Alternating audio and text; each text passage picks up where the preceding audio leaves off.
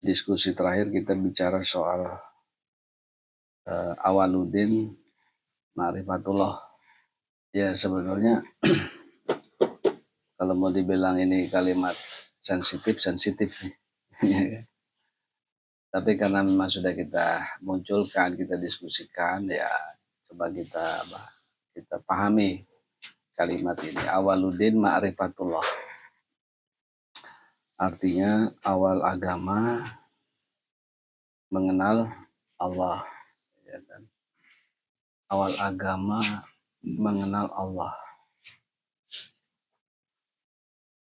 Ada kata awal agama itu yang kita pahami apa itu? Awal agama. Kita memahami maksud dari kalimat awal agama itu apa? Apakah awal agama itu maksudnya seperti sesuatu yang terkena hukum keberawalan? Misalkan misalkan kita dulu kita sekolah dulu nggak sekolah, masuk SD ya. Nah, sehingga terus berjenjang sampai perguruan tinggi kan. Nah, apakah pengertian awal agama itu seperti itu? Dari dari belum sekolah terus masuk SD gitu. Apakah seperti itu gitu? Jadi kalau itu pengertiannya berarti kita sebelum beragama, berarti gitu jadinya kan. Kalau pemahamannya atau penafsirannya bahwa disebut awal beragama itu artinya belum beragama, atau berarti kan awal agama start agama nih, start sekolah ya kan, mulai sekolah.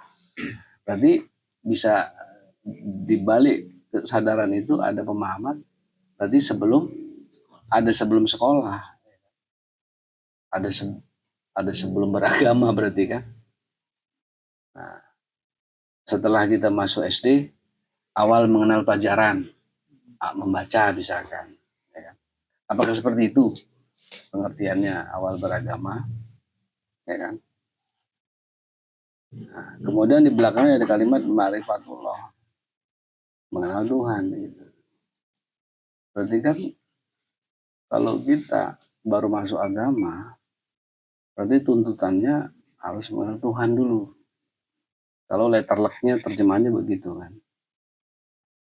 Tapi kalau kita pertajam lagi, sebetulnya begini, kan ada kata agama di situ. Din itu kan disepakati terjemahannya agama.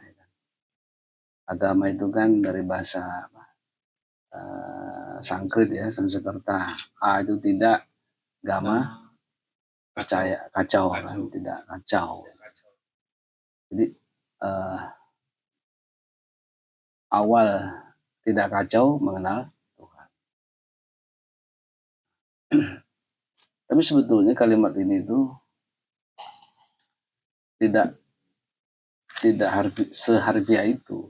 Jadi soal itu dasarnya mengenal, dasar pertama kali itu mengenal Allah itu maksudnya setiap tindakan kita yang kita sebut sebagai aktivitas ibadah itu harus bermakrifat. Ya, misalkan sholat, sebelum sholat kan wudhu. Nah, artinya kita saat sebelum wudhu itu harus persiapannya kita mengenal Allah. Jadi kesadaran kita harus mengenal Allah. Jadi pendekatan kita itu kepada Allah itu lebih kita tingkatkan. Ya seperti misalkan kalau makan,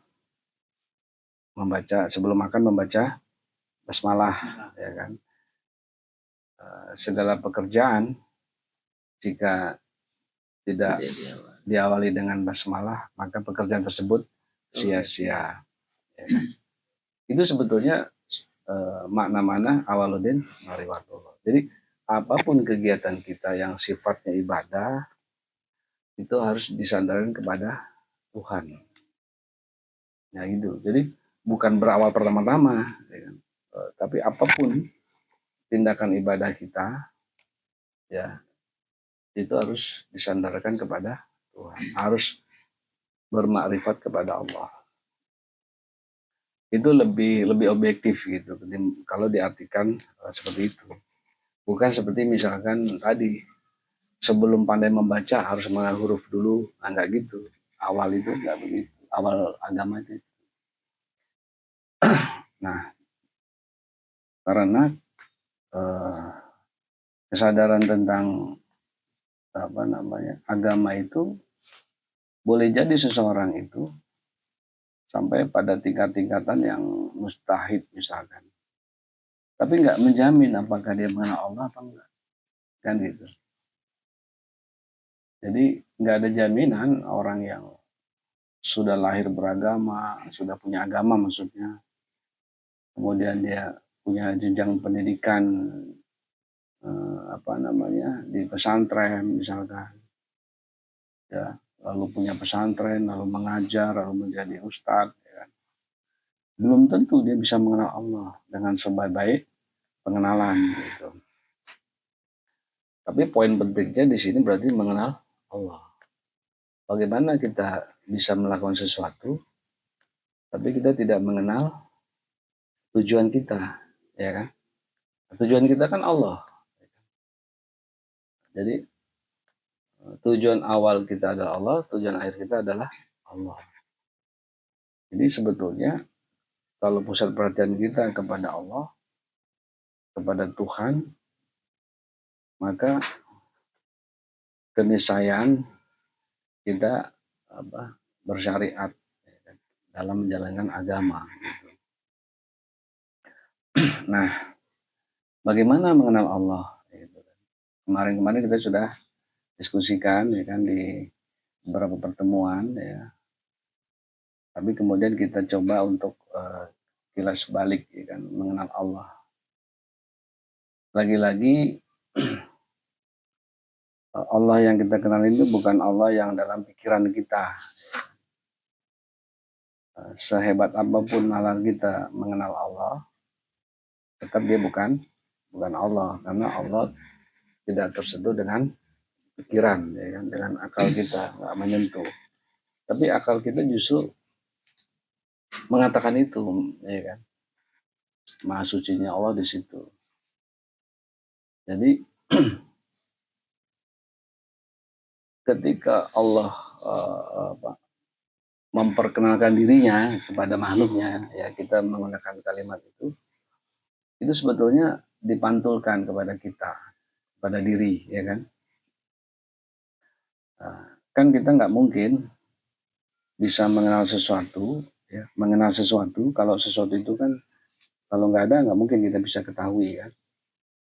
Ya, sesuatu itu harus hadir dulu, baru kita bisa bahas gitu.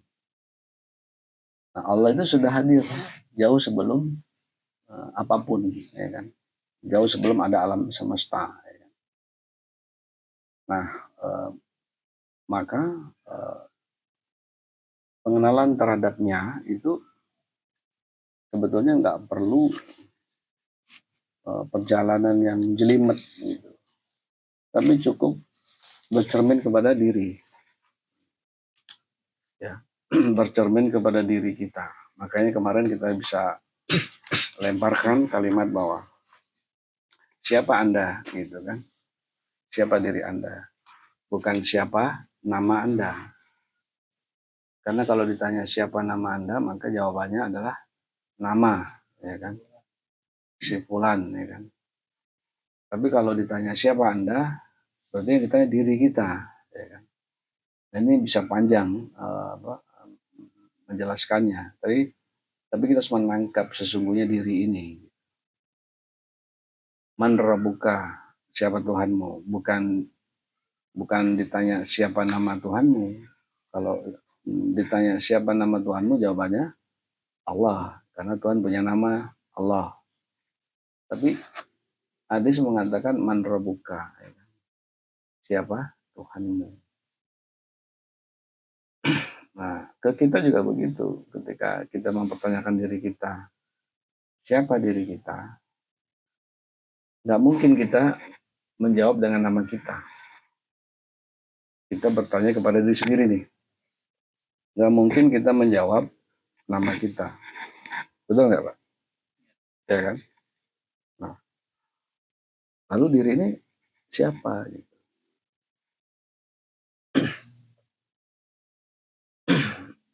Kalau kita jujur, kita tidak pernah menemukan diri sendiri, Pak. Karena saat kita menemukan diri sendiri, misalkan hari ini nih kita sadar ada realitas diri kita hadir, ya kan? Tapi sebetulnya saat yang sama ketiadaan. Nah, ini unik nih. Jadi diri itu unik. Saat yang sama dia hadir sekaligus ketiadaan kehadirannya. Maksudnya kemana? Ya kemarin yang kita bahas. Saya yang detik ini adalah bukan yang beberapa detik yang lalu, kan gitu. Jadi ketika saya katakan hari ini saya ada di sini, seketika juga nggak ada, karena bergerak terus. Jadi makanya ketika kita melihat diri, yang kita lihat sebetulnya adalah gerakan-gerakan, Pak. Gerakan-gerakan perubahan. Dan itu yang kita nggak bisa pungkiri. Bergerak terus menuju gerakan-gerakan yang mensubstansialitas. Ya kan? Gerak-gerakan yang menuju kesempurnaan. Itu yang kita saksikan terhadap diri sendiri. Saat yang sama, kita sudah kehilangan diri. Karena kita bukan yang abadi, yang bisa ditangkap. Ya kan? Makanya ketika kita mengenal diri, yang kita lihat malah ketakjuban atas penciptaan ini. Gitu. Kok bisa dia menciptakan kita seolah-olah kita ada. Begitu kita sadari diri kita ada, seketika nggak ada. Karena langsung sudah bukan kita. Ya kan? Karena berganti lagi kan, bergerak terus. Gitu. Tapi sekaligus kita ada, gitu kan? Ini unik nih. Jadi kita ada sekaligus tiada.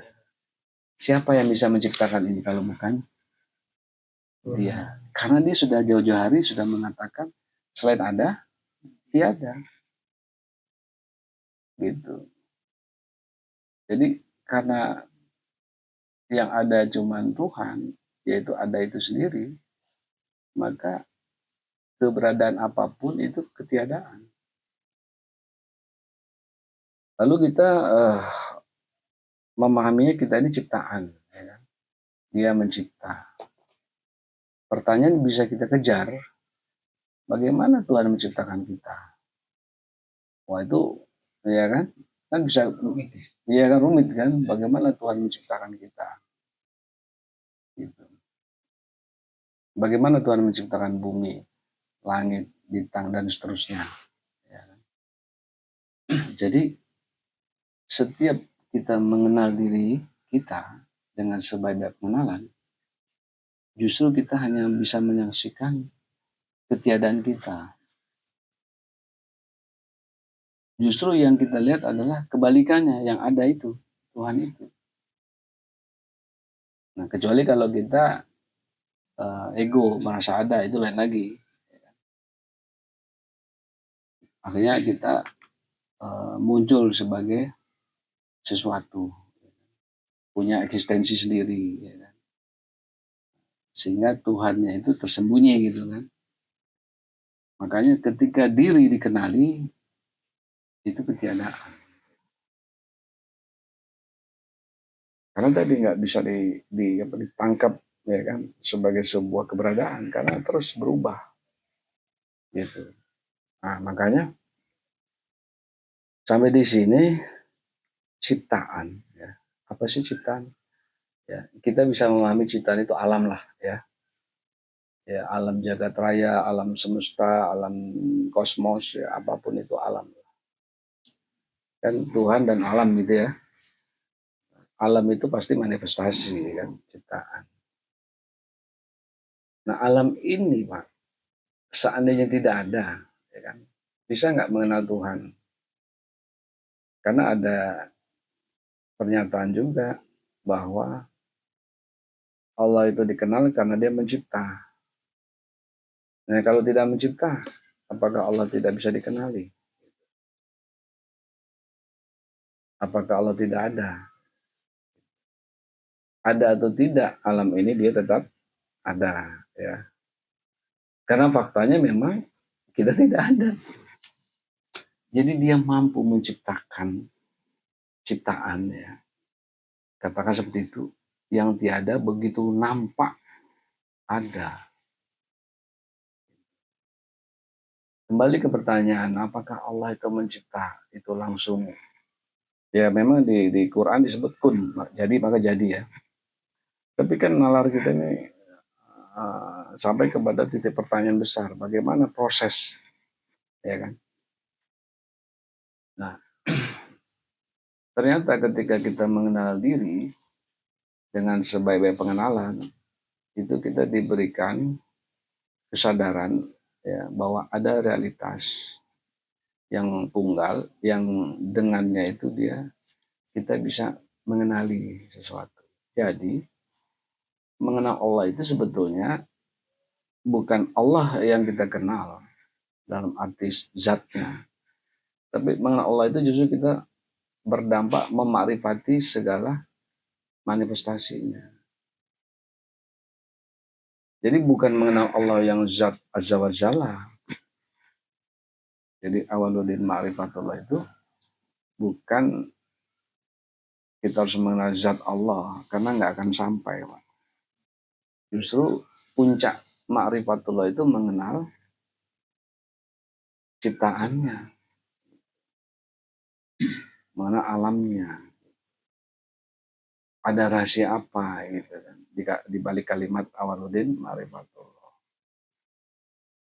Mengenal Allah itu identik dengan mengenal ciptaannya, manifestasinya. Nah, alam, ya. Ya kan kita sebut alam, ya kan, semua manifestasi kita sebut alam, ya. Sejak kapan atau seperti apa atau bagaimana alam itu dicipta? Kan jadi gitu. Jadi bagaimana alam itu dicipta? Pertanyaannya itu. Bisa nggak ada yang jawabannya? Bagaimana alam itu dicipta? Atau gini deh. Kan ciptaan itu kan terkena hukum awal dan akhir. Nah, itu ya. Apapun atau sesuatu apapun pasti terkena hukum awal dan akhir. Berarti alam ini juga terkena hukum awal dan akhir. Berarti dia terkena hukum dalam waktu. Jadi awal penciptaan alam ini kebermulaannya itu dalam waktu. Jadi waktu itu apa? Waktu itu adalah tanda kemunculan, tanda keberakhiran, tanda awal, tanda keberakhiran. Itu waktu. Jadi kita bisa katakan alam ini diciptakan sejak kapan? Sejak kebermulaannya dalam waktu. Jadi kebermulaan dalam waktu itu berat. Seperti contoh, misalkan kita lahir tahun berapa misalkan.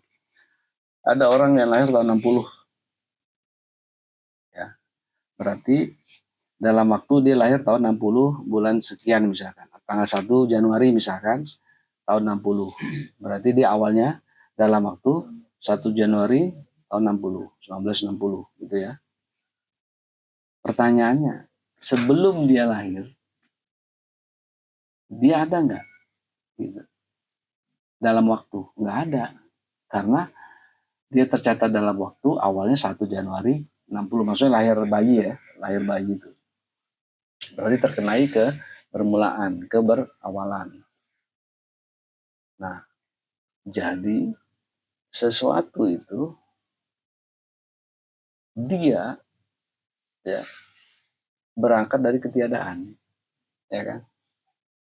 Jadi wujud dia sebagai sesuatu itu dikatakan dia ada itu mewujud, ya, itu setelah dalam waktu 1 Januari 1960.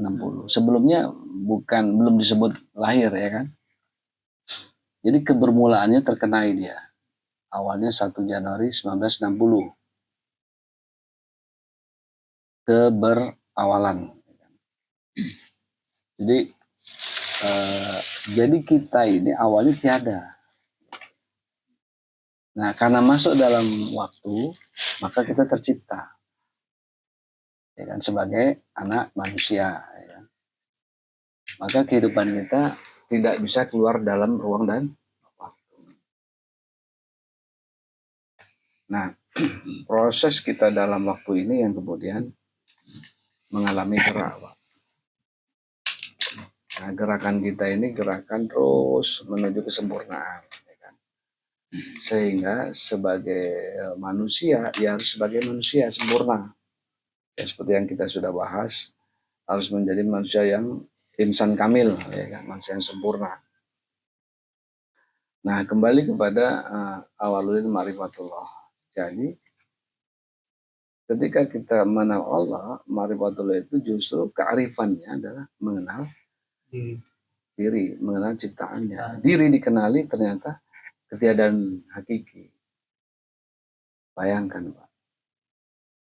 Ketiadaan itu hakiki. Karena lawannya hakiki. Yang hakiki dia, Tuhan. Lawannya juga harus hakiki. Apanya? Ketiadaannya. Dia al-haq. Ya, dia yang hakiki. Kita juga hakiki dalam konteks ketiadaan. Jadi ketika dia mengatakan dirinya hakiki, saat yang sama ada manifestasi yang hakiki, yaitu ketiadaan. Buktinya tadi kita hari ini bukan kita yang udah kita hadir sekaligus tidak hadir gitu kan. Gitu. Kita terkena hukum keberawalan keberakhiran terus menerus. Jadi proses menuju kesempurnaan seperti itu. Nah, jadi ma'rifatullah itu directnya langsung ke sana. Karena kalau kita ngulik terus tuh, ya kita udah jelasin bahwa selain ada tiada itu adalah realitas dirinya Tuhan. Ya kan? Nah, poin pentingnya adalah dia Tuhan itu nggak ada urusannya dengan kita. Karena yang ada cuma dirinya. Sama halnya ketika kemarin kita bahas kita berhadapan di cermin kan. Kan yang ada cuma kita yang bercermin. Kita nggak ada urusan dengan yang di dalam cermin. Ya. Pernah nggak kita menciptakan diri kita yang di dalam cermin? Yang di dalam cermin itu ciptaan siapa? Kalau kita sebut ciptaan, ya kan? Iya juga, Pak. Mungkin pantulan ya. Pantulan dari diri kita yang bercermin. Jadi Tuhan tidak pernah mencipta. Hanya memancar. Iya, dia menampakkan. Mungkin tadi ketika bisa kita katakan sebagai ciptaan gitu ya, atau pantulan tadi, itu tadi masuk ke dalam waktu, makanya kita bisa mengatakan itu ciptaan. Tetapi ketika tidak terhukumi dalam ruang dan waktu, yang ada hanya diri kita atau Tuhan itu sendiri. Ini harus berani kita katakan, karena kalau Tuhan mencipta, ciptanya harus sempurna, Pak. Harus ada. Terus menerus, nggak boleh tidak ada. Sebagaimana dirinya sempurna. Ya. Dirinya kan kekal. Maka dia harus menciptakan kekekalan. Ada nggak yang kekal selain dirinya? Berarti dia tidak mencipta. Karena betul ya? Betul. Jadi kalau mungkin kalau kita bahas dari sisi Tuhan ya, gitu kan. Tadi Pak Yus bilang kan kita segala sesuatu atau penampakan ini itu kan dia terhukumi dengan kebermulaan, keawalan dan keakhiran kan gitu kan. Tapi kalau dari sisi Tuhan, dengan adanya dirinya atau ada diri Tuhan sebagai dirinya ada gitu kan, langsung terpantulkan sebenarnya. Iya. Tuhan sekaligus menampilkan penampakan ini kan gitu kan. Iya. Sehingga artinya kalau pertanyaannya begini atau pernyataannya begini, sejak kapan kita ada? Semenjak Tuhan ada. Semenjak Tuhan ada, iya bisa. Karena kan terpantul kan. Terpantul. Iya. Kita sebagai manifestasi adanya kalau dari sisi Tuhan nih. Iya. Dengan adanya Tuhan, maka kita pun ada. Makanya karena dia, maka kita bisa disebut, bisa dikenali. Karena yang perlu dikenali ciptaan, kemakhlukan. Kalau dia nggak perlu dikenali, orang yang ada dia, justru karena dia ada, maka sesuatu apapun bisa dikenal. Mau disebut kita ada, kita bisa kesana kemari, kita beraktivitas apapun, itu karena ada dulu. Pantulan tadi. Karena makanya dia itu nggak perlu dikenali Tuhan, karena dia yang ada. Justru kita yang perlu dikenali. Gitu. Nah, tapi kadang-kadang kita tergiring mengenal Tuhan, mengenal Allah gitu kan, sampai apa namanya, puyeng sendiri gitu loh kan. Padahal sejauh mana kita mengenali diri, maka disitulah Tuhan telah dikenal. Makanya ada kalimat man arafah nafsahu faqad arobah. Barang siapa yang kenal dirinya, maka telah, ada kata faqad di situ penekanan, ya itu telah, ya artinya telah lampau, ya kan. Jadi telah dikenali. Ini ada kita bayangan sampai kapan kan ngikutin kita nih kan. Pernah nggak kita menciptakan bayangan? Peduli nggak kita sama dia? Di sisi Tuhan itu begitu. Tuhan tidak peduli dengan bayang-bayang ini. Kita tidak pernah menciptakan bayang-bayang, tapi dia hadir terus kan. Seperti itulah Tuhan kalau korelasinya ya ke kita. Jadi kita sampai kapanpun nggak pernah sampai ke Tuhan. Nah, nanti kita bahas sampainya di mana, nanti kita bahas suatu saat itu.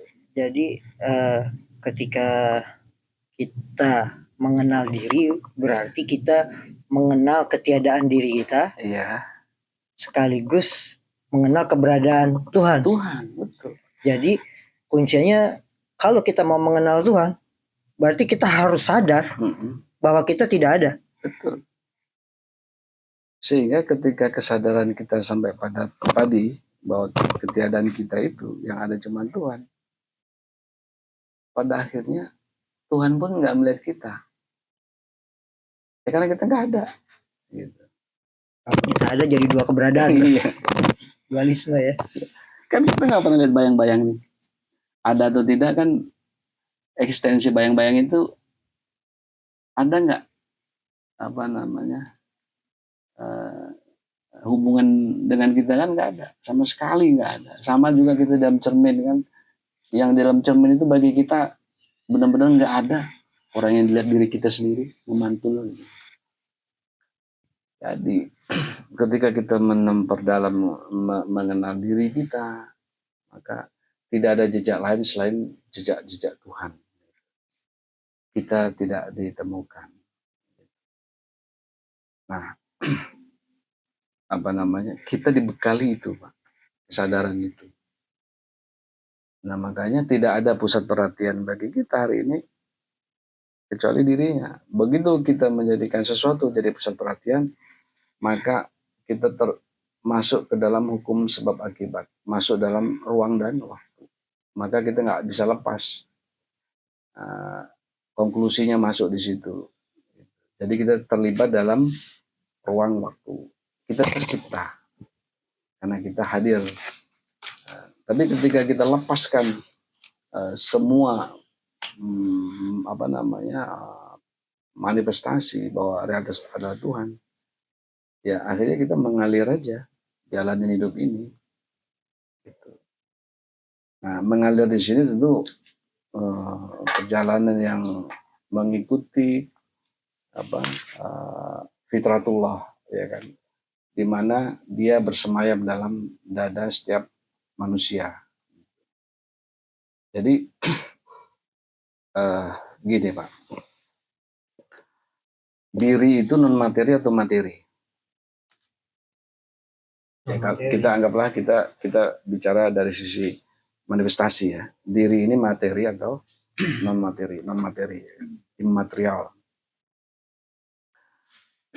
Diri yang kita kenali itu siapa? Ya jiwa kita. Benar nggak? Jiwa kita kenal 100% siapa diri kita. Sehingga tidak perlu kita sibuk mempelajari mengenal realitas diri kita tanpa perlu perantara apapun untuk mengenal diri kita. Sehingga yang terjadi dalam diri kita adalah kita memanifestasi aja, berbuat aja, ya kan? Melakukan sesuatu hal, berpikir, ya kan, hal-hal positif kita lakukan, ya, apapun itu. Nah, apa namanya, ketika diri disandarkan kepada jiwa kita, maka sesungguhnya kita tidak terikat dengan materi ini, dengan kebadanan, dengan fisik. Tidak pernah terikat. Jiwa kita non materi, ya, ini materi kan. Bisa nggak materi jadi non materi? Nggak bisa, karena dia masuk sebab akibat. Nah, jadi kematerialan kita ini sebetulnya dunia lain, Pak. Tubuh kita ini sebetulnya, badan ini dunia lain.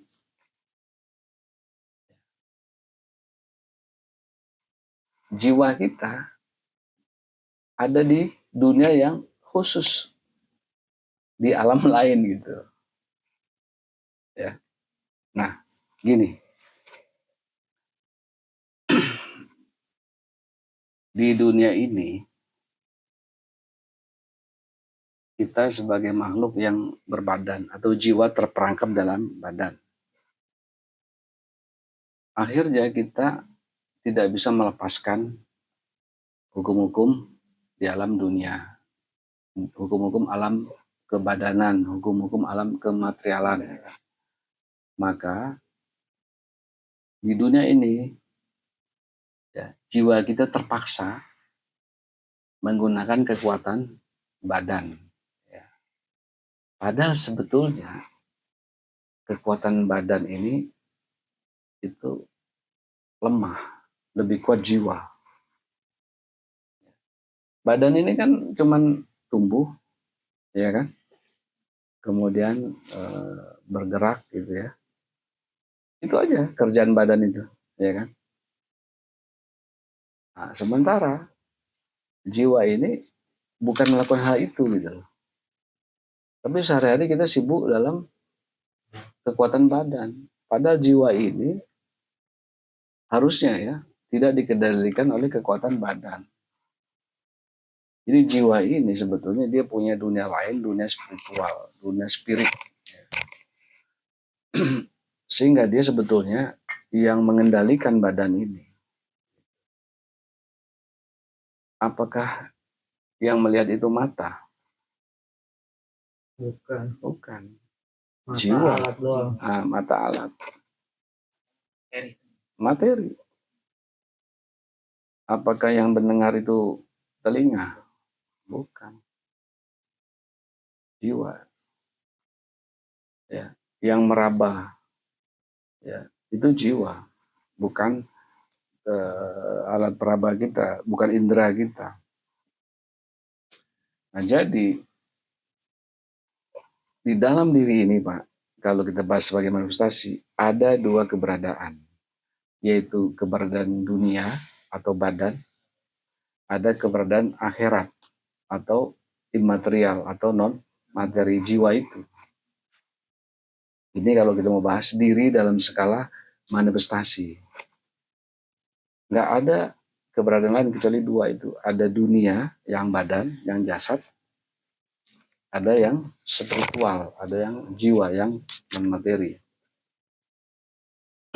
Nah, tinggal kita berpihak di mana, di dunia apa di akhirat, di badan atau di jiwa. Nah, jiwa kita juga kita harus lihat. Jiwa kita ini menuju ke jiwa yang insan kamil atau jiwa yang hewani. Gitu.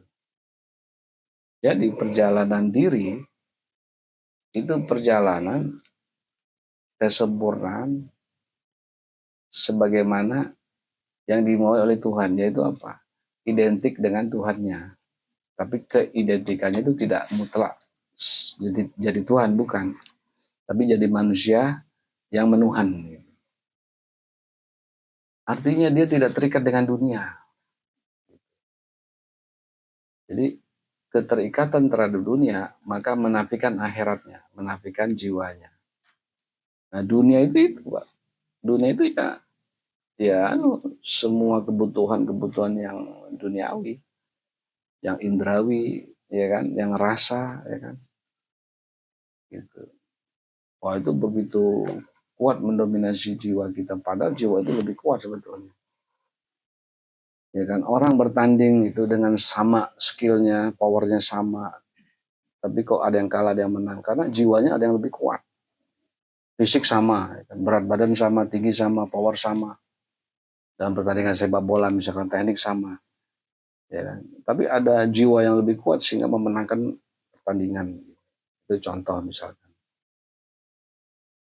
Jadi mengenal Tuhan itu pada akhirnya mengenal manifestasi yang paling sempurna. Jadi kita sebagai manifestasinya sempurna enggak? Menuju kesempurnaan enggak? Jadi makrifat kepada Allah, mengenal pada Allah itu mantul kepada mengenal ciptaannya. Gitu. Jadi awaludin ma'rifatullah itu. Kita nggak mau belum bicara agama ya, tapi kita sedang mempertajam mengenal Allah. Jadi mengenal Allah itu identik mengenal apa? Manifestasinya. Apakah kita ini bergerak menuju maunya Tuhan, yaitu menjadi manusia yang sempurna, manusia yang membawa panji-panji ilahi, atau makhluk yang lain menjadi hewan gitu. Itu aja, menjadi iblis bahkan, ya kan,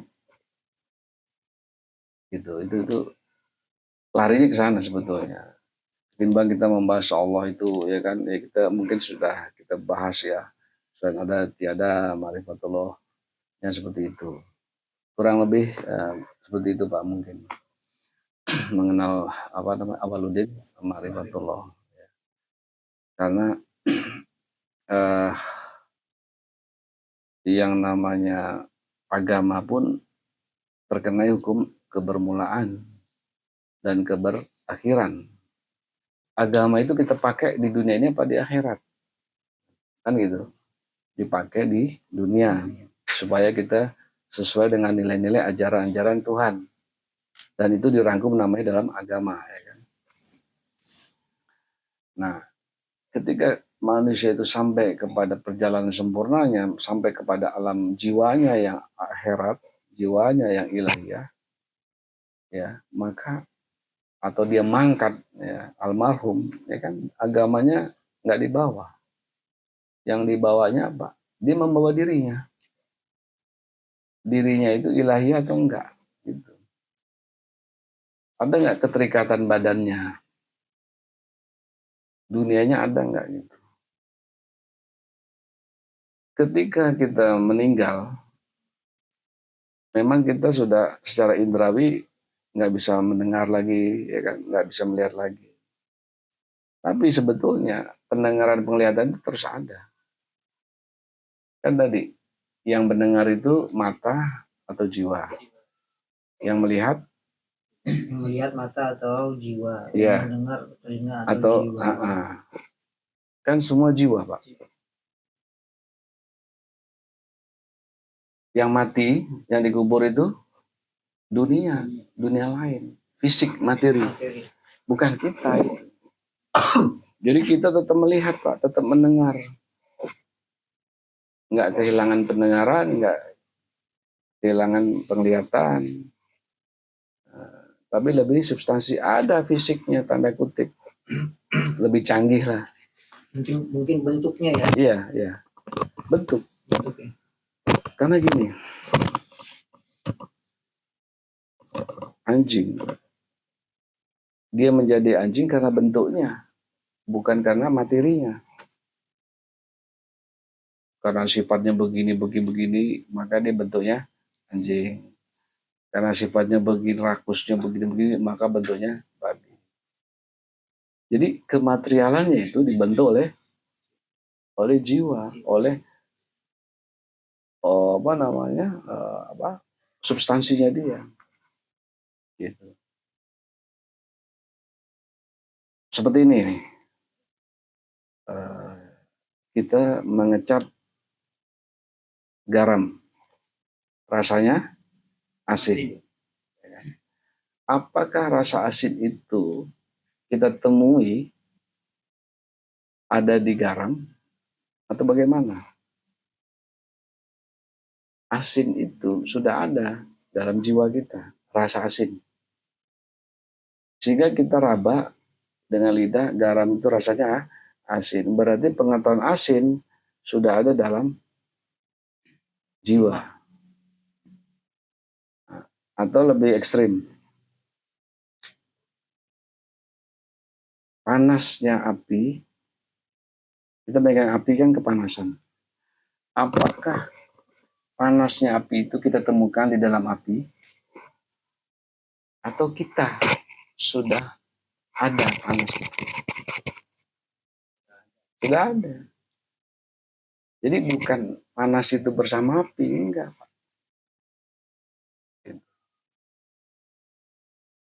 Sesuatu yang dekat dengan api terbakar, ya kan?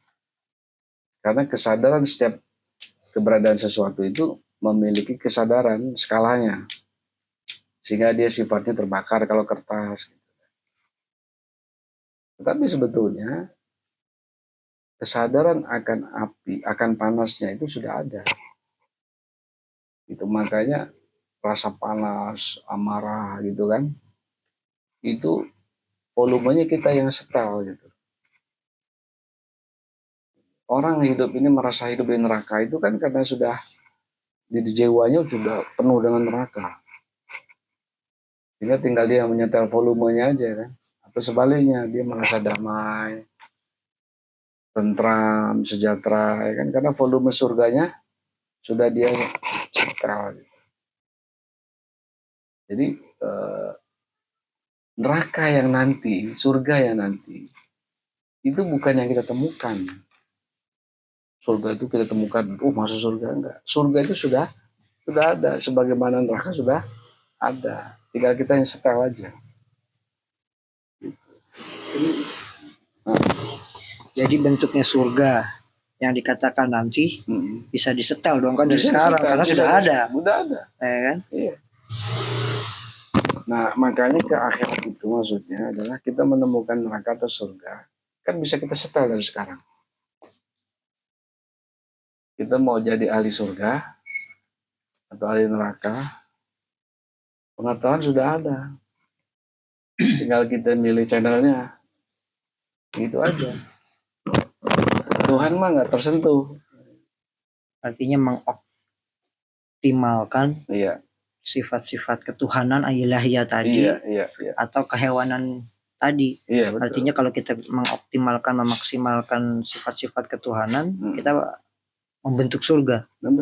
Tapi kalau kita optimalkan, memaksimalkan sifat-sifat kebinatangan, itu jadi neraka. Gitu aja. Jadi sebetulnya sesederhana itu, karena nggak mungkin kita dibiarkan begitu saja, tiba-tiba kita masuk neraka tanpa pengetahuan, masuk surga tanpa pengetahuan. Sementara dia yang maha mengetahui. Artinya pengetahuan dia itu meliputi segala sesuatu. Di sini semua ada pengetahuan. Jadi dia bukan seperti makhluknya yang spekulasi. Dia itu yang maha pasti. Kepastian itu sudah ditanamkan. Makanya kita cuma dikasih indera saja untuk meraba. Oh ini keras, berarti keras sudah ada. Sehingga kita bisa tahu ini keras. Kan? Oh ini lembut, berarti pengetahuan lembut sudah ada. Oh ini baik, berarti pengetahuan baik sudah ada. Indra itu cuma untuk apa ya, Pastikan. pembuktian aja bahwa dia ini ada gitu kan. Kita hanya menyaksikan dia. Buktinya kita merasakan apa namanya, kasih sayangnya, merasakan kekayaannya, merasakan ke apa namanya, keperkasaannya gitu, terpantul gitu. Lalu kenapa kita hidupnya sempit gitu kan? Ya, dengan masalah itu betul-betul tidak ada, Pak. Cuman ada di dunia. Kenapa kita bawa ke akhirat? Kenapa kita bawa ke jiwa? Jiwa ini hanya mau dipenuhi dengan yang ilahiyah, yang indah. Masalah nggak bisa hindari, ya. Tapi tampik, ya kan? Karena kita dikasih karunia yang maha besar. Allah maha besar itu maksudnya, Pak. Kita diberi kemahabesarannya untuk menanggulangi masalah-masalah yang sebetulnya bukan masalah. Jadi kemahabesarannya Tuhan itu bulat-bulat 100% diberikan ke kita untuk menampik semua masalah. Kalau dia maha besar, itu sudah mutlak, ya kan? Tidak bertambah, tidak berkurang. Justru kemahabesarannya itu pesannya lah dimanifestasikan kita. Nah, disinilah perjalanan kita di dunia ini menuju jiwa yang murni, jiwa yang mutmainah, jiwa yang tenang. Artinya, jiwa yang tenang itu jiwa yang tidak tersentuh dengan dunia, tidak tersentuh dengan indrawi, khayali, rasa segala macam itu. Justru dia yang menjadi panglima, menjadi kendali, menjadi pemimpin bagi dunia-dunianya itu. Jadi kembali lagi kepada penjelasan makna dari Awaluddin Ma'rifatullah. Ya secara letterlock memang awal agama mengenal Allah. Tetapi kita kan harus dapat ibrohnya nih buat kita. Jangan hanya sebatas kesadaran literasi, hanya kesadaran intelektual belaka, ya. Tapi harus menjadi motivasi. Apa nih maksudnya? Oh, maksudnya adalah mengenal Allah yang mengenal manifestasinya. Berarti manifestasi apa yang perlu kita kenali? Manifestasi yang indah, yang tinggi, yang agung, ya, yang fatonah, yang syidik. Ada nggak manusia-manusia yang fatonah hari ini? Yang syidik? Ada. Mustahil tiada. Karena dia menghadirkan dirinya memantul ke manifestasinya gitu. Jadi makrifat kepada Allah balik lagi kepada kita diberikan indera, ya, untuk mencerap yang paling hakiki apa dalam manifestasi. Nah, jadi malam ini mungkin kita bisa ya kita ambil kesimpulan lah ya, bahwa pertama, ketika kita merenungi diri sebagai perenungan, diri tidak ditemukan kecuali Tuhan. Tapi maksudnya bukan diri itu Tuhan, bukan diri kita itu Tuhan, bukan. Tetapi ketika kita merenungi diri kita, maka yang kita temui hanya Tuhan. Ketika kita merenungi tentang Tuhan, berarti merenungi ciptaannya. Maka yang ditemui adalah diri. Gitu. Diri. Jadi, diri sebetulnya ini adalah di dalam Tuhan. Reposisinya atau kedudukannya adalah Tuhan di dalam diri. Gitu. Jadi, diri kita yang kecil, yang mikrokosmos ini oleh ilmuwan disebut seperti itu. Yang partikuler, yang lebih kecil lagi, yang hina dina ini ternyata ada Tuhannya gitu loh. Ya. Kita di dalam Tuhan, Tuhan di dalam kita. Karena sebagaimana cermin tadi. Jadi diri di dalam Tuhan, Tuhan di dalam diri. Makanya kalimat man arafah nafsahu, barang siapa yang melihat dirinya, mengenal dirinya, fakot arubah-rubahu, maka dia pasti telah mengenal Tuhan. Identik, Pak. Nah, keidentikan itu mengesahkan Tuhan ketika diri dikenali. Nah, jadi kita di dalam lautan dirinya, sehingga mustahil kita bergantung kepada yang lain gitu. Tetapi anehnya kehidupan kita lebih kita fokuskan kepada dunia kita hari ini. Ini lingkaran setan. Gitu. Kurang lebih seperti itu. Ya kan? Mungkin bisa ada Pak, input atau tambahan-tambahan, Pak. Nah, saya mau ada apa? Iya. Ya Allah.